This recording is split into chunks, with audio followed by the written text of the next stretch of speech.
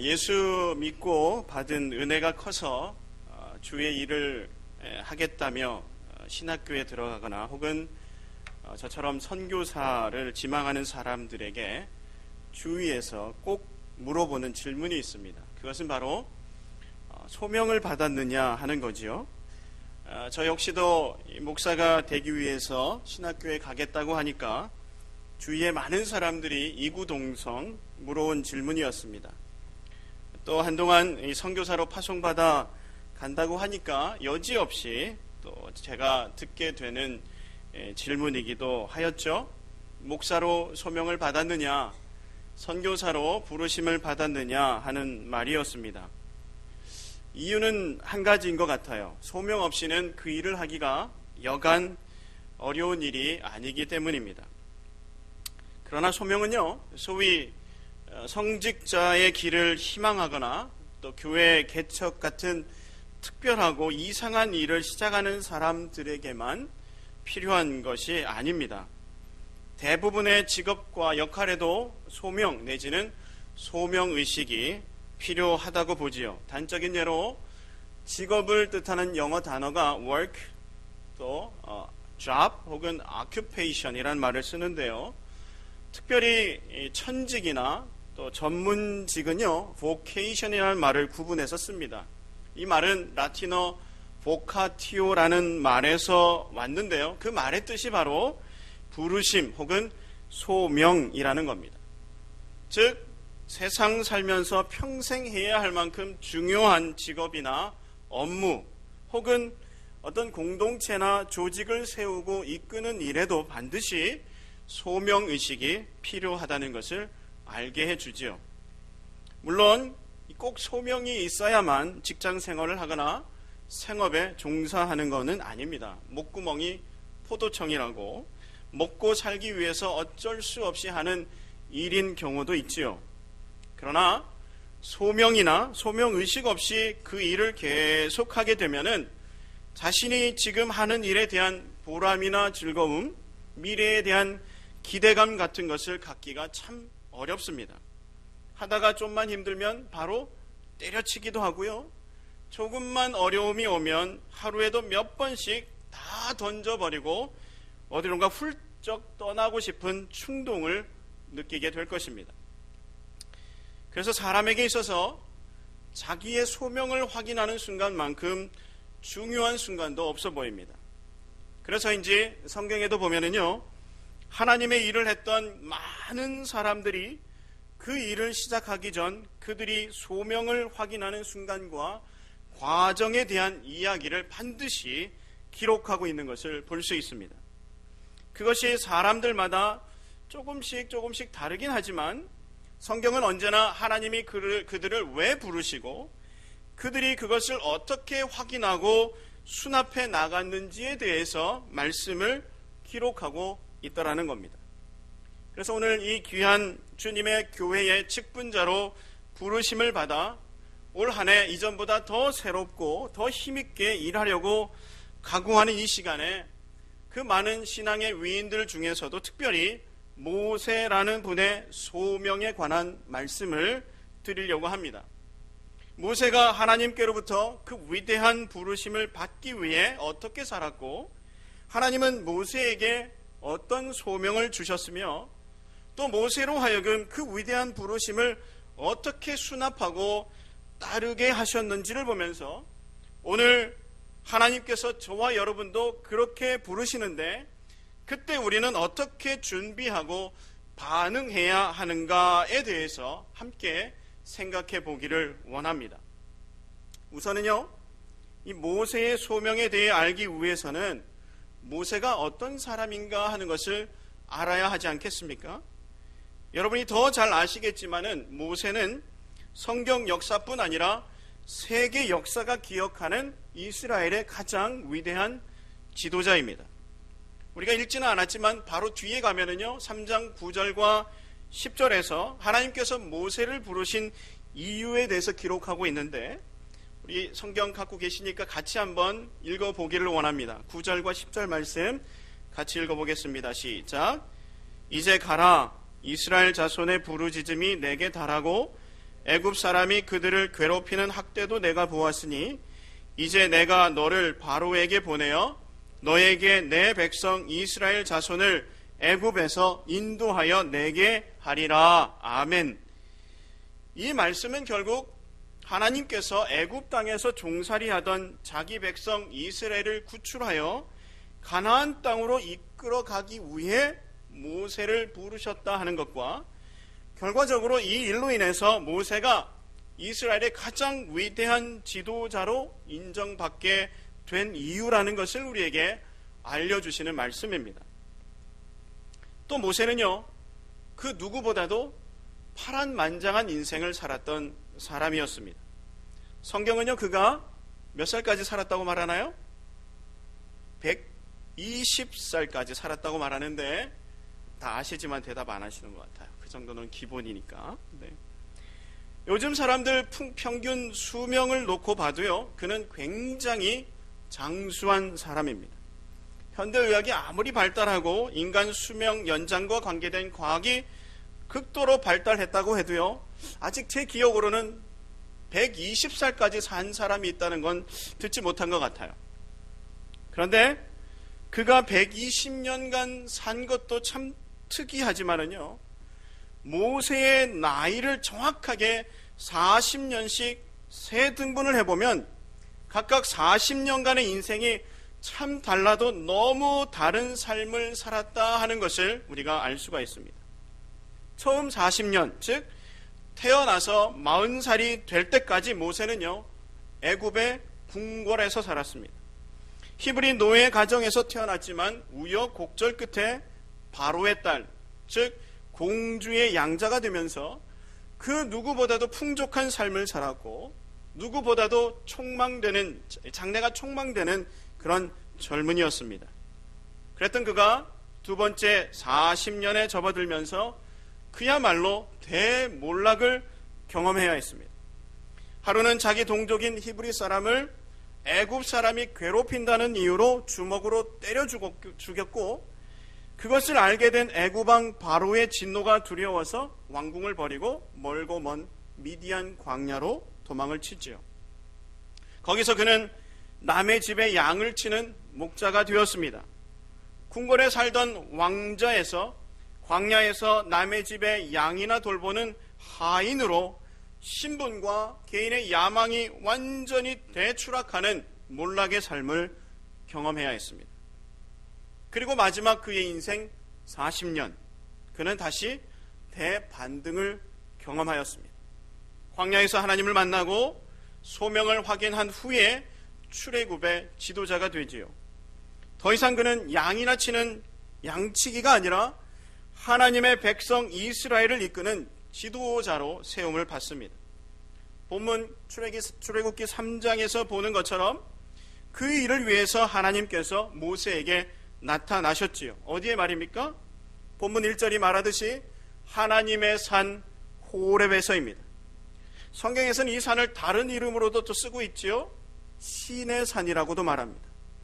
지금 사람들이 이 산을 제벨무사, 번역하면 모세의 산이라고 부르는데 왜 성경이 호렙산과 신의 산을 같이 쓰는지 그 이유에 대해서 덜어는 호렙 산맥에서 가장 높은 산이 신의 산이라고도 하고요, 반대로 신의 산맥의 가장 높은 산이 호렙산이라고 이야기하기도 합니다. 아무튼 하나님께서는 그 산에서 모세를 만나 주셨고, 그날 이후로 그는 더 이상 남의 양이나 치는 목자가 아니라 하나님의 양 이스라엘을 이끄는 지도자로 살아야 했던 것입니다.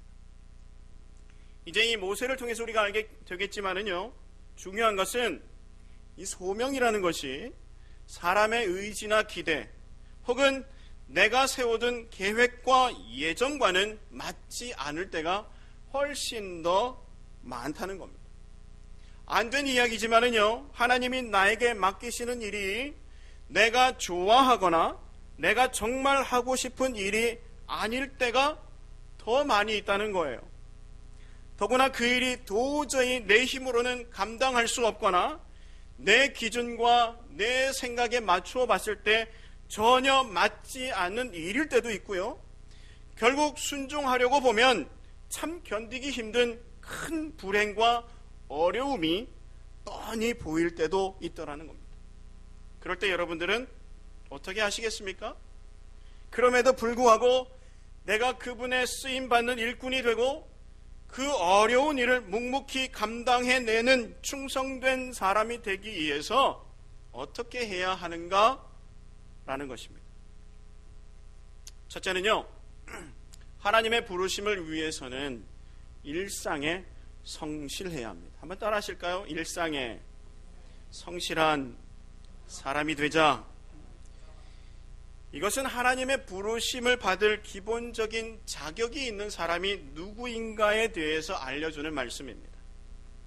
모세를 통해서도 보지만은요, 성경에 등장하는 하나님의 부름을 받은 사람들에게서 발견되는 일관되고 공통적인 상황은 그들이 자신의 일상에 성실했다는 겁니다. 비록 그들의 일상이 너무 평범했지만 결코 자신의 일에 게으르지 않았다는 거예요. 물론 성실했다는 것이요, 성공적인 삶을 말해주지는 않습니다. 어쩌면 세상적인 기준에서 볼 때에 성공하지 못했거나 너무 평범한 나머지 주위 사람들로부터 주목받지 못한 경우가 훨씬 더 많을 것입니다. 그 대표적인 사례가 바로 베드로라는 사람이에요. 누군지 아시죠? 예수님께서 베드로를 제자로 부르시기 위해서 그에게 처음 찾아가신 그날 밤을 여러분 한번 떠올려 보십시오. 그날도 그는 어부로서 여느 때와 마찬가지로 밤을 새워가며 열심히 고기를 잡았습니다. 평소와 다른 게 있었다면 그날따라 이상하리 많지 고기가 안 잡혔다는 거예요. 결과적으로 그는 성공했다기보다는 실패했다고 보는 것이 맞을 것 같아요. 그래서 밤이 지나 아침이 밝았지만 베드로의 마음은 밝아오지 않았습니다. 누가복음 5장 5절에 밤이 새도록 수고하였으되 잡은 것이 없습니다라고 한 걸 보면은요, 당시 베드로의 심정이 어땠는지를 충분히 우리가 짐작할 수 있을 것입니다.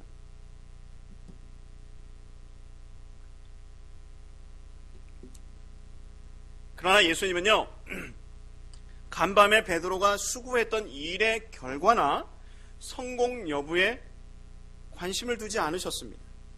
도리어 주님은 베드로가 자신의 일상에 얼마나 최선을 다했는가에 주목하셨죠. 주님은 그날 밤 베드로가 자기 일에 완전히 실패했지만 자기 일에 밤을 새워가며 최선을 다해 수고한 것을 기억하셨고 그를 가장 먼저 제자로 부르셨습니다. 물론 베드로만 그런 게 아니죠. 다른 모든 제자들도 다 그랬습니다. 예수님의 제자 중에서 그 누구 하나도 한가롭게 자신의 삶을 즐기다가 부름을 받은 사람은 한 사람도 없었습니다. 그렇게 여기 우리 모두가 이 부모님이실 텐데 또 우리 젊은 분들도 계시지만은 우리의 자녀들이 정말 성공한 인생이 되기를 바라시고 더 나아가서 주님께 부름을 받고 쓰임받는 사람들로 살기를 원하신다면 자신의 일상에 성실하기를 꼭 가르치십시오. 작고 보잘것없지만 자기 일상에 성실하는 것이 만사에 크게 유익하다는 것을 가르치고 훈련하시기를 바랍니다. 그런데요, 이 본문에서 만나는 모세도 그랬습니다. 본문 1절이 그걸 말해주고 있지 않습니까? 모세가 그의 장인 미디안 제사장 이드로의 양떼를 치더니 그 떼를 광야 서쪽으로 인도하여 하나님의 산 호렙에 이르매 라고 말입니다. 앞서도 말씀드렸듯이 모세는 애굽 사람 하나를 죽인 일로 바로가 알고 분노하여 그의 목숨을 찾는다는 소리에 두려운 나머지 미디안의 광야 깊숙한 곳으로 도망쳐 숨습니다. 그리고는 미디안 제사장인 이드로라는 사람의 집으로 가서 그 집에 양을 치는 하인이 되었죠. 그러면 얼마나 지나서일까요? 자기의 주인의 딸인 이 시브라와 결혼을 하게 되어집니다.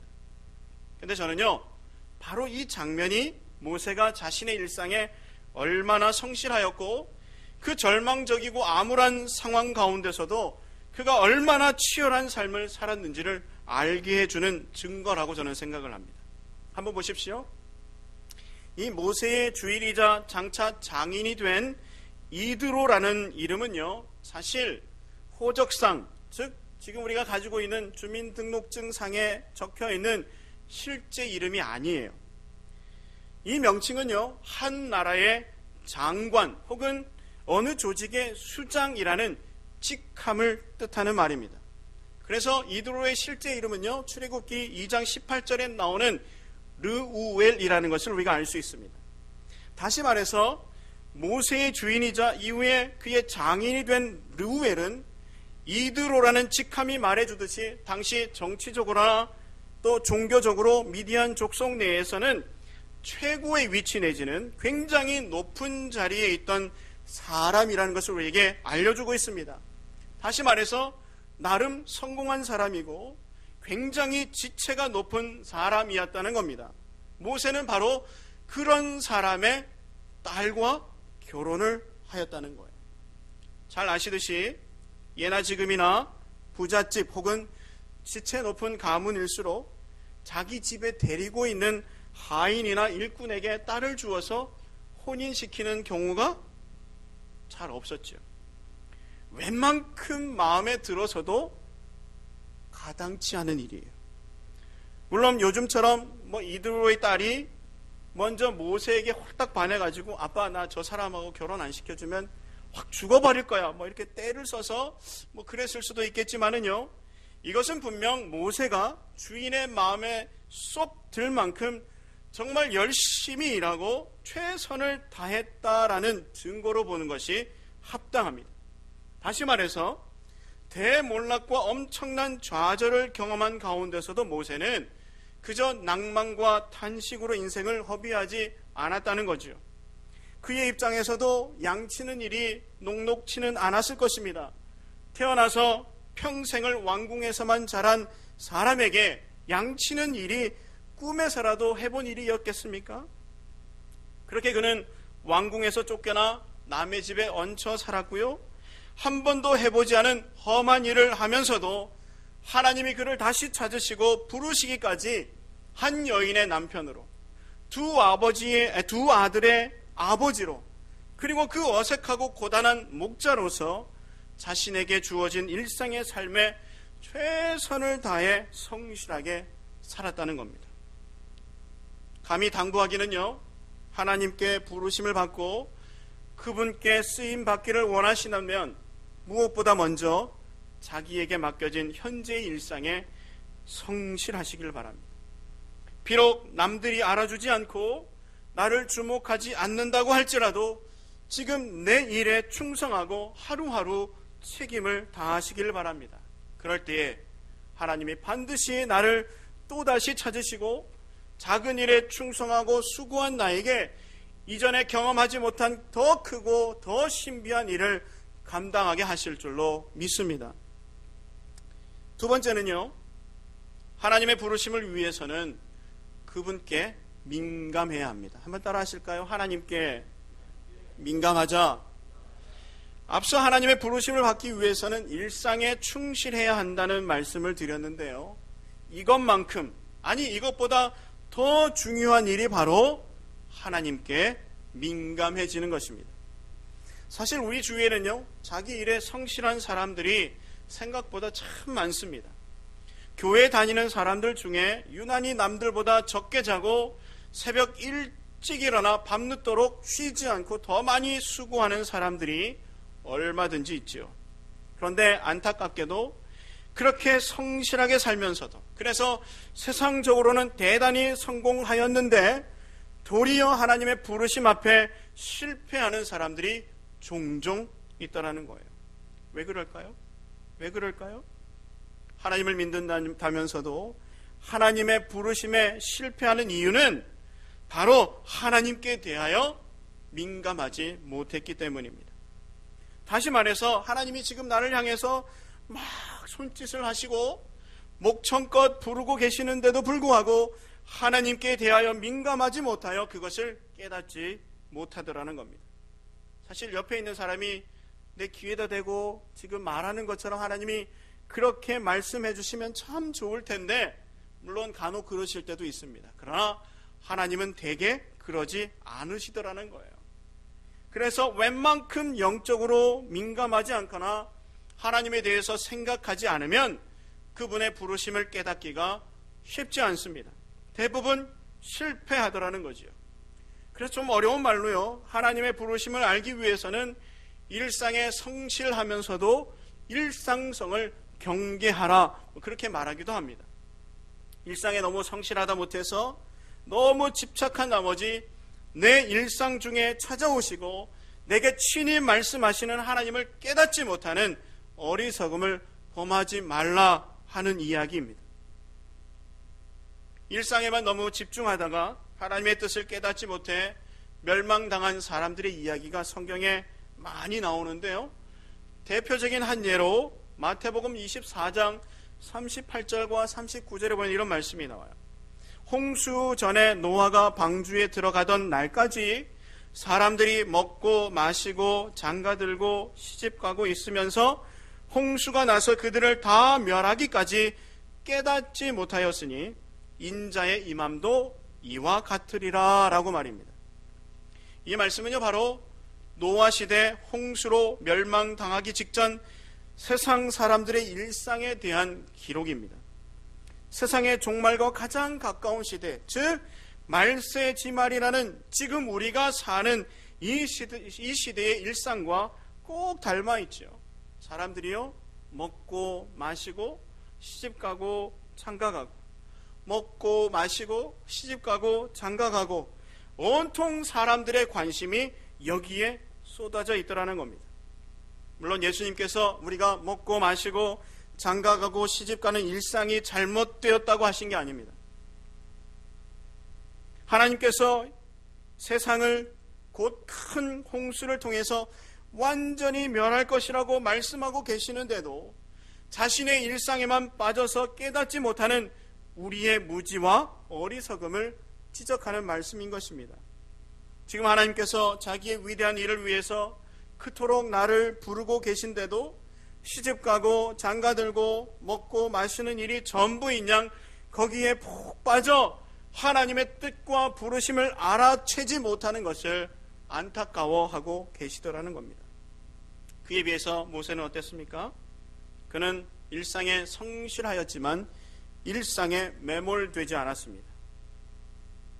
안 할 말로요, 제가 이 말 했다고 우리 장모님한테 아주 호통 났는데요, 겉보리 서말만 있어도 하지 않는 게 뭐라고요? 그런 말 안 하시는군요. 네, 처가살이인데 모세는 남의 집 살이보다 더 힘들고 또 시월드보다 더 힘든 그 처가살이를, 그것도 광야에서 40년 모든 사람들에게 잊혀진 긴 세월을 살면서도 하나님께서 그를 부르시는 그 순간 하나님의 임재에 반응했고, 그러기 위해서 늘 하나님께 민감했던 사람입니다. 본문 2절과 4절 우리 한번 함께 읽어볼까요? 2절에서 4절 말씀입니다. 시작. 여호와의 사자가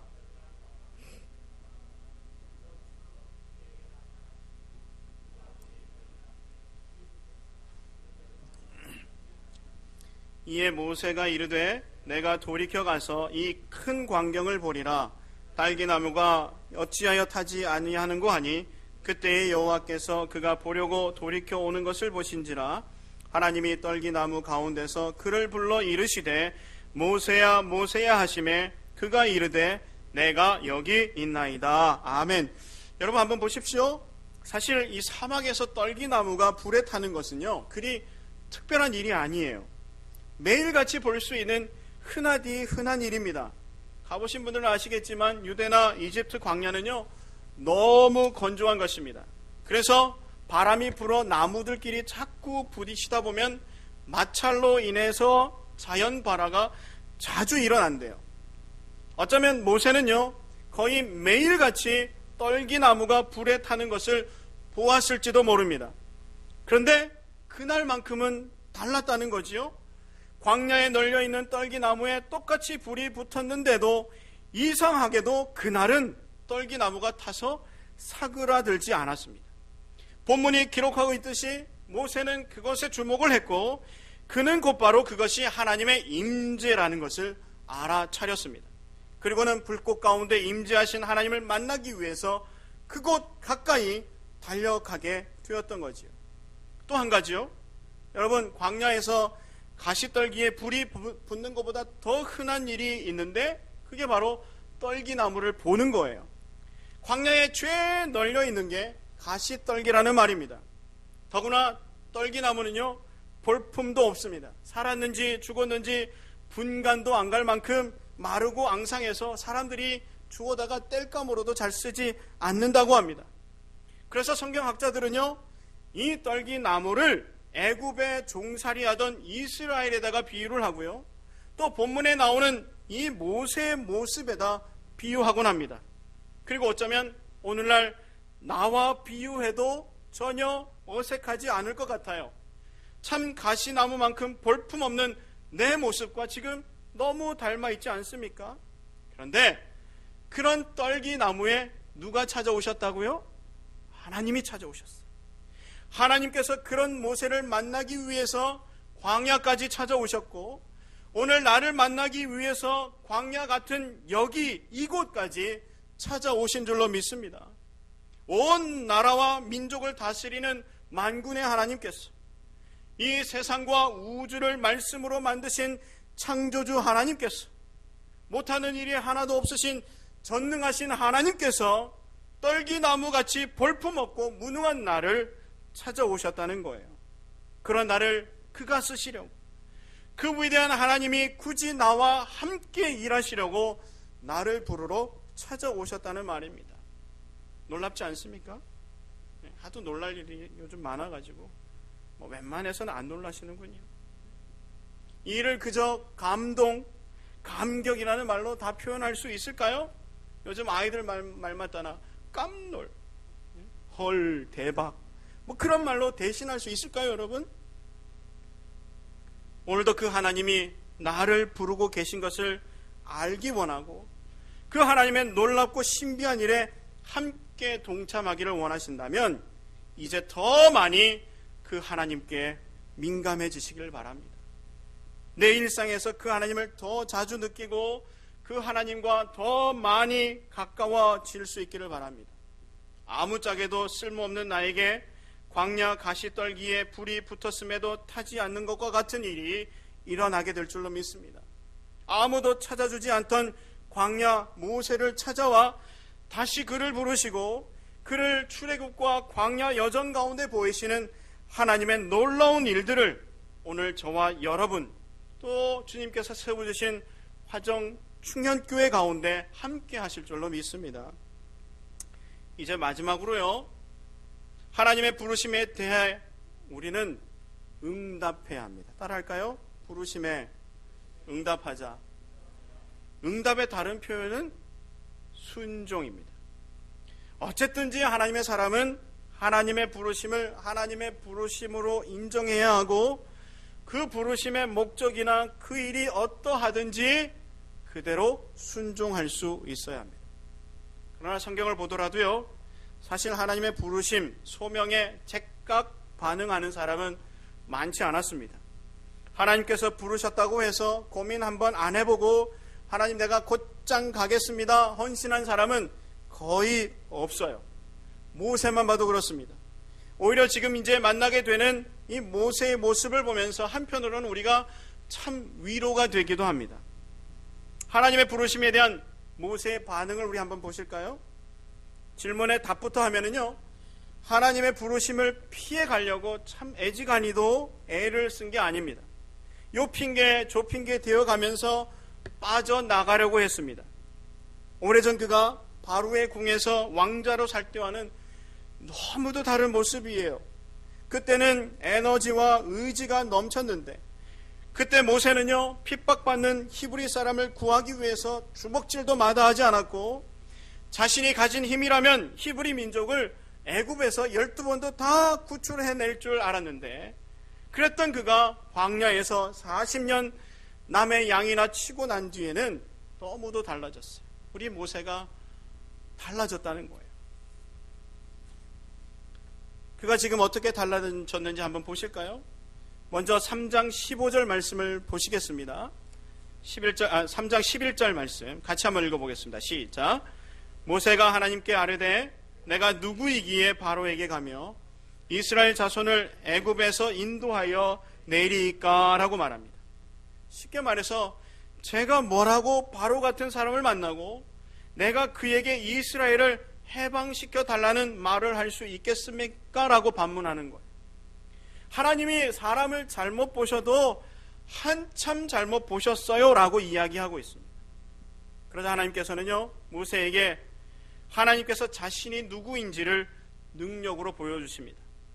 4장 1절 이하에 보시면은요, 이제 집에 가셔서 읽어보십시오. 거기 보면은 모세로 지팡이를 바닥에 던지게 하니 살아 꿈틀대는 뱀이 되었다가 그 뱀을 모세로 잡게 하시니까 다시 지팡이가 되는 기적을 보여주십니다.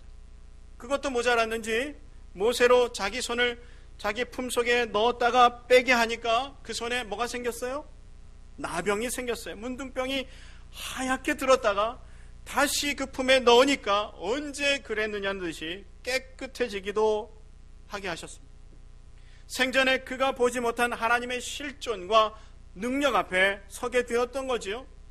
누구도 갖지 못한 하나님만의 능력을 보여주시면서까지 모세로 자기의 부르심을 인정하게 하셨던 것입니다. 이런 기적 봤으면, 이런 놀라운 것을 경험했으면 받아들여야 되지 않겠습니까? 사사기에 나오는 우유부단하고 심지 유약한 사사 기드온도 양틀에 이슬이 내리는 증거를 보고 300명의 용사를 데리고 나아가서 미디안과 싸우지 않았습니까? 그런데 그 위대한 지도자 모세가 어땠습니까? 이 성질 못된 송아지 마냥 여전히 못 가겠다고 버티고 있습니다. 4장 10절에서 모세가 이렇게도 변명을 합니다. 모세가 여호와께 아뢰되 오 주여 나는 본래 말을 잘하지 못하는 자니이다. 주께서 주의 종에게 명령하신 후에도 역시 그러하니 나는 입이 뻣뻣하고 혀가 둔한 자니이다 라고 말합니다. 당시 최고의 실력자 바로를 상대로 그런 엄청난 협상을 하기에는 자기 입과 혀가 너무 뻣뻣하고 둔하다는 거지요. 그러자 당시 그의 형 아론이 아마 엄청난 달변가였나 봅니다. 아론을 바로와의 협상에서 대변인으로 사용할 수 있도록 그에게 붙여주지요. 그렇다면 이번에도 모세가 하나님을 인정했을까요? 설마 하시겠지만 이번에도 거절을 합니다. 4장 13절에 모세가 이르되 오 주여 보낼 만한 자를 보내소서라고 대답을 하지요. 아무튼 됐고 저 말고 딴 사람 보내시라니까요. 뭐 그런 말이겠지요. 이쯤 되면은 하나님도 역정을 내거나 꾸중하실 텐데 그러지 않으시고 또다시 그를 격려하십니다. 19절에 기록된 것처럼 하나님께서는 너의 목숨을 찾는 자들이 다 죽었다는 말로 그를 안심시켰고 그에게 더 큰 용기를 불어넣어 주십니다. 그제서야 모세는요 하나님의 부르심에 순종하여 바로가 있는 왕궁을 향해서 떠나가지요.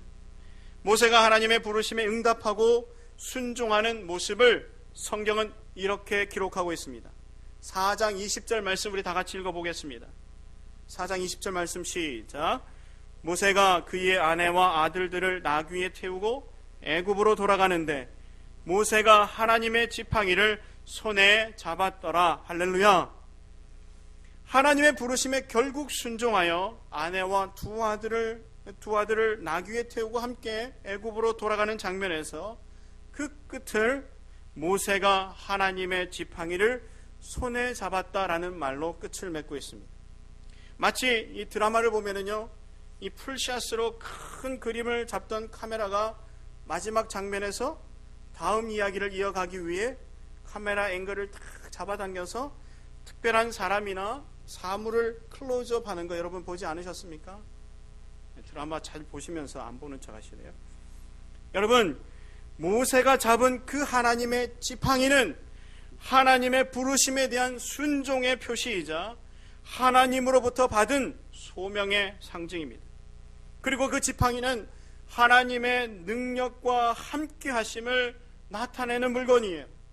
그 지팡이로 더 이상 양이나 치는 것이 아니라 모세를 통해 출애굽의 대역사를 이루실 하나님만의 능력의 표시였던 것입니다. 이후로 모세는 계속해서 그 지팡이로 하나님만이 하실 수 있는 일들을 하게 될 것입니다. 한두 번으로 그치지 않고 그의 소명이 완수되는 그 순간까지 기적과 능력이 계속될 것을 암시해주는 장면이라는 겁니다. 하나님은 모세에게 그랬던 것처럼 올해 또다시 저와 여러분들을 부르셨습니다. 제 개인적으로는요, 하나님께서 저를 캄보디아 선교사로 부르셨습니다. 제 의지와 희망과는 아무 상관이 없어요. 저도 할 수만 있으면 도망가려고 했습니다. 저 아니에요. 얼마나 부인했는지 모릅니다. 제가 이렇게 보여도 나이가 50이 넘었는데요, 목회를 20년 훨씬 더 많이 했습니다. 좀 이른 감이 없지 않아 있지만은 이제 그만해도 그렇게 아쉽지는 않을 나이에 선교사로 부름을 받았습니다. 제가 처음 캄보디아라는 말을 듣자 제 머릿속에 퍼뜩 떠오른 생각이 더운데, 아시는지 모르지만은요, 캄보디아는 참 더운 곳입니다. 날씨가 두 가지뿐이에요. 비가 많이 오는 더운 날씨와 비가 하나도 오지 않는 더운 날씨 두 가지뿐입니다. 더위라면 지금 보시죠? 제가 땀을 자꾸 흘리고 있는데, 몸서리 나도록 싫어하는 게 더위인데 선교사로 부탁을 받고 왜 고민하지 않았겠습니까? 그리고 하나님은요, 올 한 해 화정 충현교회와 여기에 속한 여러분 한 사람 한 사람을 또 부르고 계신 줄로 믿습니다. 지금까지 그러했듯이 교회가 선 이 땅을 하나님의 말씀과 복음으로 다시 섬기게 하시기 위해서 하나님이 지금 여러분들을 애타게 부르고 계시지요. 그 많은 사람들이 귀를 닫고 듣지 않으려고 해도 하나님의 복음을 또 전하라고 하시고요. 아무리 사랑을 베풀어도 동하지 않는 그들에게 사랑을 안고 다시 찾아가라고 말씀하십니다. 또 여러분의 교회를 거룩하고 건강한 교회 공동체로 이어가기 위해서 누군가에게는 교회와 지체를 섬기는 일로, 누군가에게는 미래 세대를 가르치는 일로, 누군가는 땀 흘려 수고하고 섬기는 일로, 누군가에게는 연약한 지체를 찾아가 위로하고 권면하는 일로 부르신 줄로 믿습니다. 사실 이거 다요, 하나님 혼자서도 하실 수 있는 일이에요. 그러나 하나님께서는 그 위대한 하나님이 자신과 일할 수 있는 영광스럽고 멋진 기회를 우리에게 주셨다는 거지요.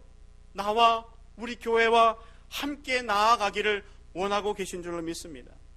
말씀을 맺으면서 간절히 바라기는요, 오늘 헌신을 다짐하는 직분자들과 모든 성도들이 이 하나님의 부르심을 놓쳐버리거나 거부하지 않기를 원합니다. 우리 함께 하나님의 이 부르심에 응답할 수 있기를 바랍니다. 겸허하게 받고 온 마음과 온 마음을 다해 순종할 수 있기를 바랍니다. 그럴 때 하나님께서 우리에게 능히 감당할 수 있는 힘과 지혜와 능력을 베풀어 주실 줄로 믿습니다. 하나님이 부르시는 그 일을 내가 할 일을 다 알지 못하고 그를 위해서 내가 무엇을 해야 할지도 모르고 그가 보내신 곳에서 어떤 일들이 일어날지 모른다고 할지라도 우리는 그저 순종하며 나아가기를 원합니다. 그게 시작이에요. 그것이 소명의 시작이고 하나님이 일하시는 기적의 시작인 줄로 믿습니다. 영광스러운 부르심이자 그것이 어찌 보면 내게 참 부담스러운 부르심이지만은 순종하고 갈 수만 있다면 하나님은 분명히 나로 그것을 감당하게 하실 것입니다. 모세가 애굽 땅으로 갈 때에 그의 손에 하나님의 지팡이가 들려 있었던 것처럼 우리 손에도 하나님의 지팡이가 들려 있는 것을 저와 여러분의 눈으로 똑똑히 보게 될 줄로 믿습니다. 기도하겠습니다.